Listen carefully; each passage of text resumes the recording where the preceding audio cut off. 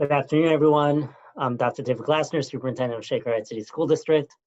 I'm here today to provide an update for our 2020-2021 planning. I'm going to start with some regular housekeeping reminders. First of all, I provide these updates twice a week on Tuesdays and Thursdays at 3 p.m. And I just give updates on where we are with our planning process. You are welcome to submit questions in advance. You are also welcome to ask questions in the live Facebook feed or in the Zoom chat panel. Just a reminder that we cannot answer questions that you submit during the live forum in the live video recording, but we will certainly try to get to them at a later date. Today, I won't be answering questions directly that people have submitted, but I will be responding to questions in the course of the presentation. We have reviewed all the questions that we've received up until now, and they have certainly informed the kind of presentation or the information I'll be sharing today during my presentation. Also, these updates, you can watch them live. They are also all posted on our website at www.shaker.org. We're also posting the transcriptions of these updates as well as translations of these updates. So you're welcome to access the information that way if you would like. Today I'm going to go through a number of different topics. I'm going to share my screen so that I can go through some slides related to the different topics that I will be updating the community on. All right, everybody should now get to see the slide deck. And I'm going to start just by reviewing the different topics that I'll be talking about today. I will be reviewing some of the principles that are informing our planning, both our own district principles as well as state recommendations. I'll also be talking about the county alert levels. You may have seen that in the news recently, levels 1 through 4. They each have associated colors with them and how that is going to affect our start of school. I'm also going to share some information about a potential update with our K-4 plans for the start of school. I'll review some information about the secondary school plans as well as course levels and offerings at secondary schools. And I'll talk about Shaker Virtual Academy. And then I'll conclude just by reminding folks about our board meeting tonight and other upcoming events that you may be interested in. All right, with that, I'm going to jump in. So I've said this in past updates, but I just want to remind everybody that the principles that we've used to help shape our plans, first of all, start with student and staff health and safety. And this is not something that we take lightly. In fact, given the rising numbers of COVID-19 cases in Ohio in general, in Cuyahoga County specifically, and even more locally in Shaker Heights, student and staff health and safety is the #1 priority that we are taking into account as we make plans for the fall school year, or for the start of the school year. So that means making sure that we are confident that students and staff can remain healthy if they are in person. It also means having very clear health and safety protocols in place for when in-person learning does take place. In terms of how we shape our planning for the upcoming school year, we really are relying on our district strategic plan, which rests on 2 pillars, educational equity and the International Baccalaureate Framework. We want to make sure that not just how we offer school, but what we offer in school aligns with both of these 2 pillars of our strategic plan. The state has also shared some basic principles in its reopening guidance for schools to follow. #1, like us, their first priority is making sure that we keep students safe, of course, while educating our students. And we want to make sure that whatever plan we come up with provides the best possible educational experience and environment for our students. The state also recognizes that there are decisions that local school districts are going to be making this upcoming school year, while still providing some room for the state to continue providing guidance to local school districts. And lastly, there is a strong consensus that students need to get back into school buildings. We share that consensus. We also recognize that with current landscape, The landscape is continuing to shift, and even since these state guidelines were released just a few weeks ago, the context that we're working in, particularly in Cuyahoga County, as it relates to COVID-19 positive cases, has shifted quite a bit. So we share this consensus. We want our students in person. We also want to make sure that we're able to make sure that happens in a safe and healthy way. The state also released a couple of weeks ago, when they released their reopening guidance, they released 5 health and safety recommendations that school districts are expected to follow. The first of these recommendations is to make sure that we vigilantly assess for symptoms. And I'll be talking about how we envision putting these recommendations into practice in just a minute. We also are expected to make sure that students and staff can regularly wash and sanitize their hands. We are expected to make sure that our school buildings are regularly cleaned and sanitized. We're expected to practice physical distancing. And we're expected to have a face covering policy that applies to staff and students. So what we've done is we've taken these 5 recommendations and we've started breaking down what this means for us in practice in Shaker Heights. First of all, and I say this every time, our plans are still being developed. Nothing is set in stone, but I do want to let everybody know where we are right now. And currently, we are putting together an at-home symptoms checklist or questionnaire that we expect that students and staff will complete prior to coming into our school buildings. This is really a check to make sure that you don't have a raised temperature, that you don't have a cough or experiencing shortness of breath, that you don't have any other symptoms that may be aligned with COVID-19, or some people talk about them being flu-like symptoms. So we're putting together that questionnaire and that checklist that we would expect students and staff to complete prior to entering our school buildings. Along with that checklist and questionnaire, we're also putting in place protocols for our school nurses to follow and our teachers to follow and other staff in case a student comes to school and develops symptoms while they're in school. So how do we address that when a student is in our building or when a staff member is in our building and that takes place? We're also putting those protocols together as well. In terms of face coverings, we are expecting that masks will be required for all staff. That includes faculty and staff, administrators, teachers, everybody who works in a building. We are also expecting that masks or face shields will likely be required for all students. In the state guidance, I know the governor said that grades 3 and up, the governor's office is recommending that masks are required, and below grade 3, they're strongly recommended.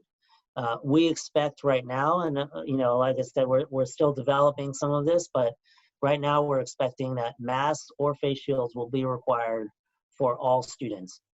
We are ordering child-size masks for students, and we're also ordering face shields because we know that that sometimes may be a more comfortable option, particularly for our younger students.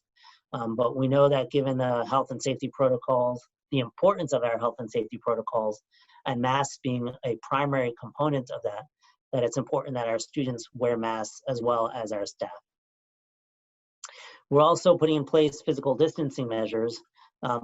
We are seeing that the American Academy of Pediatricians, as well as the state guidance, are recommending 3 to 6 feet physical distancing.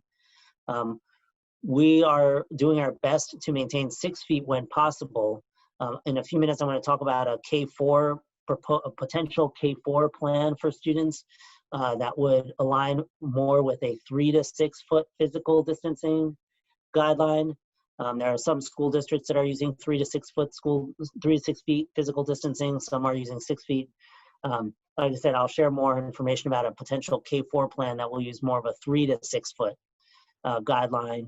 From grades 5 and up, we are working on maintaining that 6 foot physical distancing requirement for all in-person classes. Also, visitors to our buildings will be very limited. External visitors are really, the goal is that they're not coming into our buildings unless there is some kind of exceptional or extreme emergency. We are working on protocols to figure out how will families drop things off if needed or get information that they need. When there are meetings that need to be held, how will those be held? But our goal is to really limit the visitors that are coming into each one of our buildings. We're also developing cleaning protocols. We're working very closely with our business and operations team to make sure that we have the right kind of equipment and materials to be able to regularly and thoroughly clean all of our buildings, and to especially pay close attention to spaces that have a lot of people in them or high touch areas. But we are developing cleaning protocols to ensure that our buildings are regularly able to be cleaned, particularly in between when groups of students or staff use the space. And lastly, we sometimes get this question about positive case protocols. What happens if we have a suspected or confirmed case of COVID-19, either with a student or potentially a staff member? We're developing those protocols. I can say that we work closely with the Cuyahoga County Board of Health whenever there is a suspected or confirmed COVID-19 case in our schools community, and they help us ensure that we're following the appropriate next steps in terms of identifying or communicating with the people who need to know that there has been a COVID-19 case, making sure that the people who are who have possibly risked some exposure are isolated or quarantined, and so on. But we are developing positive case protocols to implement if and when we have a suspected or confirmed COVID-19 case. So I want to talk a little about the county alert levels and how this might affect school, in-person school particularly. As I mentioned earlier, the state has created different alert levels to indicate the trend data for COVID-19 cases. Level 1 being the least at risk or the least number of positive confirmed cases along with other indicators, all the way to level 4, which is the most high risk or most vulnerable level in terms of the spread of COVID-19. So we are planning to benchmark our plans based on the state alert levels. And I want to go through each of these alert levels and talk about what that means. So first of all, if we are at a level 4, if Cuyahoga County is designated as a level 4 or purple category, then that means that that all students will be in a virtual learning environment. Just to be clear, this is true for our athletic programming as well. Right now, Cuyahoga County is not yet at a level 4, but Cuyahoga County is currently designated as a level 3 with a star. Level 3 with a star means that we have met all of the indicators, or at this point, we have met all of the indicators for a level 4. We just haven't we haven't met them for a long enough amount of time. I believe it's 2 weeks to be officially designated as a level 4. But if we are at a level 3 with a star, if Cuyahoga County is at a level 3 with a star, we will also be in an entirely virtual learning environment for all students. As I mentioned, currently right now, Cuyahoga County is in a level 3 with a star designation. So if school were to open right now, we would be opening in a virtual learning environment. If we are in a regular level 3, then we will consider a phased-in return to in-person learning using our hybrid plans or using the hybrid model.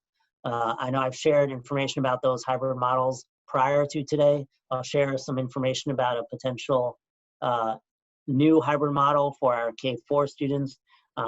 But I want to be clear that if we are in a level 3, we will consider a phased-in return. That means that we probably won't start all at once. We may have certain grade levels coming in to kind of phase in the return to in-person learning, again, using our hybrid models.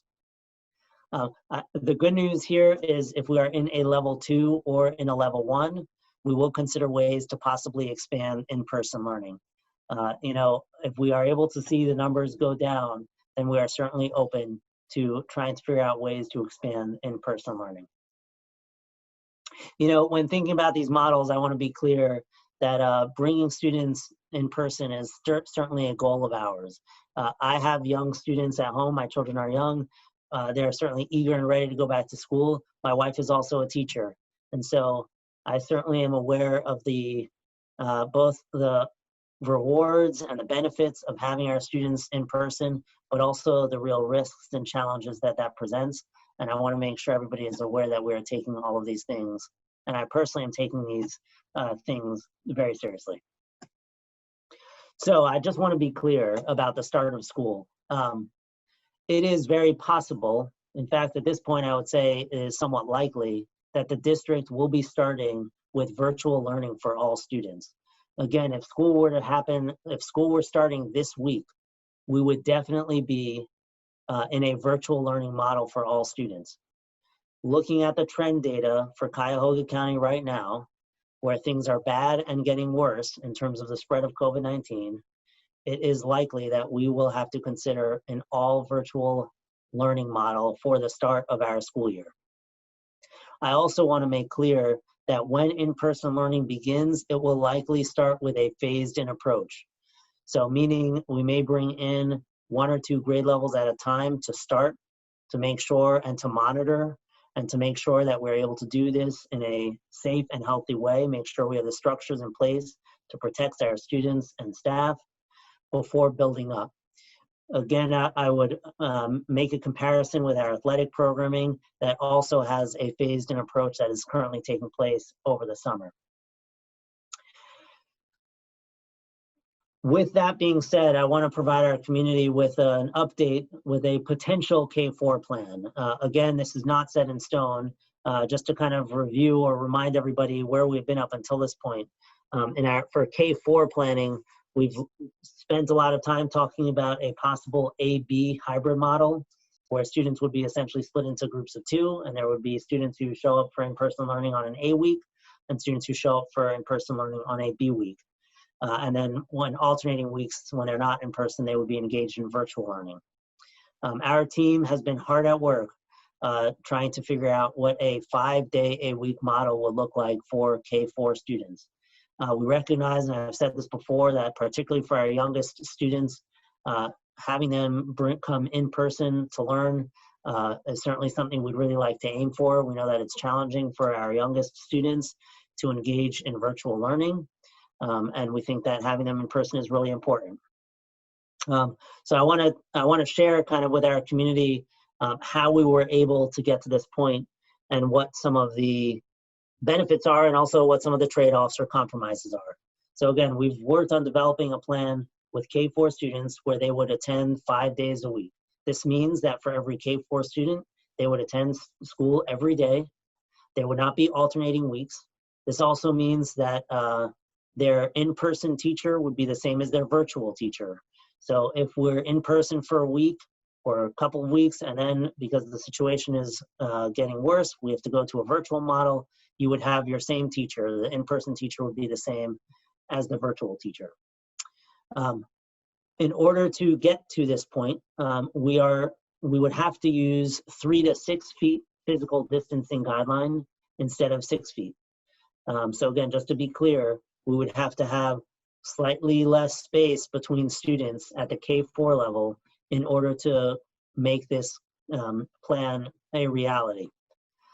This also means that we would have slightly larger pod sizes or class sizes for our K-4 students. So we've talked about prior to this, class sizes probably being more in the range of 10 to 15. This may mean 12, that class or pod sizes would be in the range of 12 to 19. We're still working on some of the numbers here, so none of this is set in stone, but I just want to be clear that in order to get to a 5-day-a-week model, what we'd be looking at for K-4 is 3 to 6 feet of physical distancing between student desks, and also slightly larger pod sizes. We would remain with a pod cohort model. So, you would be with a student, a K-4 student would be with a cohort of students for the entire day. This allows us to limit or reduce the risk of spreading COVID-19.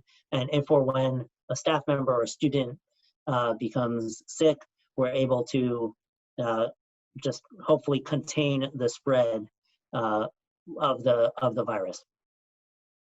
We are considering additional health safety protocols to make this a reality.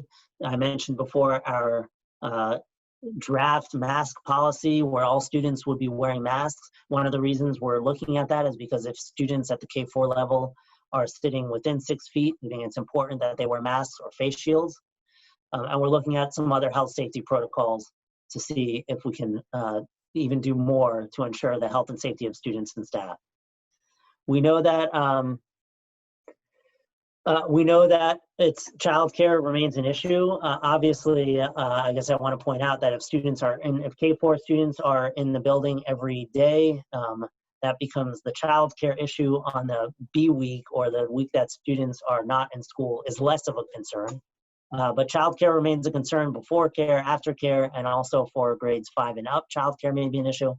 And of course, if we're in a virtual setting, childcare remains an issue. So we're still prioritizing childcare. And for those families that really do not feel comfortable within any kind of in-person model, the Shaker Virtual Academy option remains available. And the Shaker Virtual Academy option is an option where students will be in a virtual learning setting for entirely, without the possibility of in-person learning. I want to be clear that this is a plan that we're developing. I've been very transparent with our community about sharing where we're spending a lot of our time. Right now, we're spending a lot of our time on this model to see if we can make it work. It's not an either or right now. We haven't completely dismissed the A-B model, but we think that there is a lot of merit to this K-4 model, and we're working on it. And I know one of the questions, or one of the things that we're discussing is this 3 to 6 feet of physical distancing. That is something that we're looking at closely. Our goal is to try to get to 6 feet whenever possible. Both the state guidance and other health agencies are allowing or recommending or providing guidance that 3 to 6 feet is acceptable, particularly at the younger grade levels. That's why we're focusing on this in the K-4 model, but at grades 5 and up, we're maintaining that 6 feet of physical distancing. So again, this is still a work in progress, but I wanted to make sure I shared with our community where we are at. I just want to quickly review our secondary school models. So as I mentioned before, at Woodbury in the middle school, we're looking at an A-B hybrid model. This would mean that students would be in person from grades 5 through 8 for 1 week, and then they would be engaged in a virtual learning environment for the alternating week. This would allow us to make sure that we're maintaining those physical distancing protocols while providing students with in-person learning opportunities. At the high school, we're looking at a 3/4 hybrid model where students will be broken into 3 different assigned groups. Each group will have in-person learning 3 days a week for 4 hours a day, and they will have virtual learning when not attending in person. The high school is a lot more complex, but this would mean that many, but not all, of high school classes, instead of being annualized over the course of a year, will be taking place during a semester. So students will be taking 3 or 4 classes in a semester, and they'll be condensing all that time that's spread out over a year will be consolidated into the course of a semester. I want to spend just a couple of minutes kind of reviewing what this means for course levels and offerings at the secondary level. I know I've mentioned this before, but I just want to reiterate kind of what this means. How we offer school does have an impact on what we can offer. We are very committed to making sure that we are aligning with the International Baccalaureate Framework, that we're providing students with the opportunity to continue to engage in the International Baccalaureate model. We also know that we have to think about how our course offerings can be reshaped in order to meet the needs of to meet our current structures. And so we've looked at course levelings. I will say, and I know I've said this before, what we've done in regards to course levelings is partly driven by the pandemic. and our need to respond to the pandemic. We also know that course leveling in Shaker has been a structure that has really continued to further or advance institutional instructional racism. And so when we've looked at leveling and course offerings, we've looked at it through the lens of how we can be anti-racist and what can we do to make our school and our learning environment more equitable. So at Woodbury, students will be divided into pods, and all students will learn the enriched level standards with differentiated instruction. So in the past at Woodbury, we've had enriched language arts, enriched mathematics.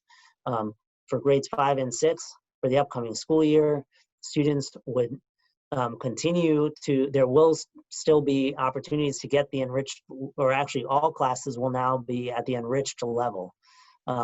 We know that our teachers are excellent and can differentiate for our students and provide targeted supports and enrichment in those classes.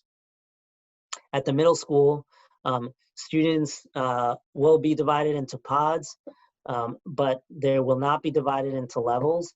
All students will learn honors level standards in language and literature and science. It gets a little more complicated with mathematics. All 7th grade students will take pre-algebra standard aligned classes, and 8th grade students will continue to be divided into levels for math.